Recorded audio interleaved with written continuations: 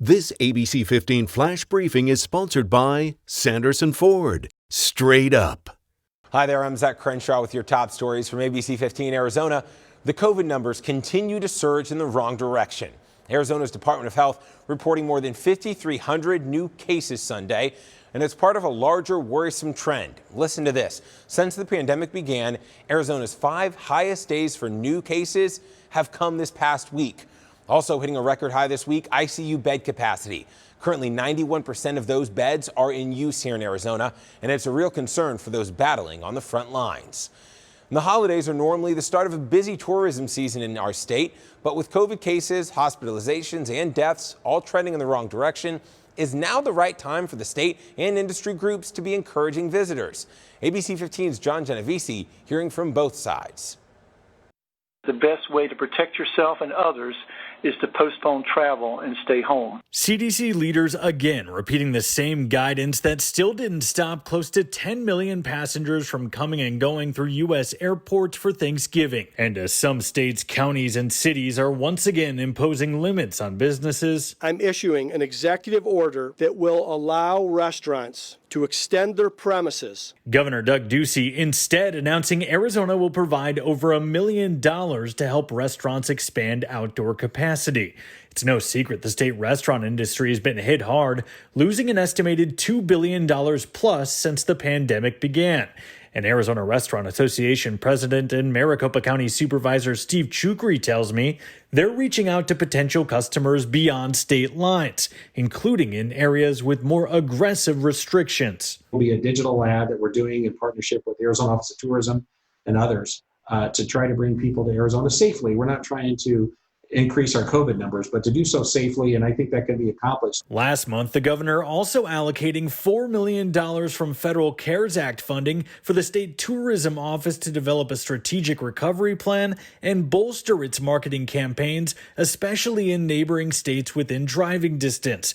But public health experts say inviting out-of-towners to our restaurants, resorts, and attractions right now is the absolute wrong move. Instead of the state using resources to advertise the fact that we're open, why don't we use some of the money, the $3 billion from the CARES Act, to actually pay for these businesses to temporarily close their indoor activities? Dr. Shad Marvasti, who leads public health programs at UArizona's Phoenix Medical Campus, says he understands the economic and unemployment concerns. But regardless of mitigation measures, he says the dynamics of traveling, from how to what you do and where you stay and eat, can still carry a substantial risk. And you're introducing more variables into a community that stick around even after those visitors leave. Doing what I believe is unethical and irresponsible, to advertise for people during the height of the pandemic numbers and the surge to come to our state, as if not only are we a playground, but we're also going to be a breeding ground for COVID-19. So that doesn't make any sense to me. John Genovese, ABC 15, Arizona. Well, this week, a Valley School District scaling back in-person learning, while another preps for a possible return to virtual. Tomorrow, Gilbert Public Schools switches to a hybrid learning model. This will go through the end of the semester. Meantime, the superintendent of Peoria Unified considering a potential return to virtual learning after winter break. Families should receive another update by the end of this coming week.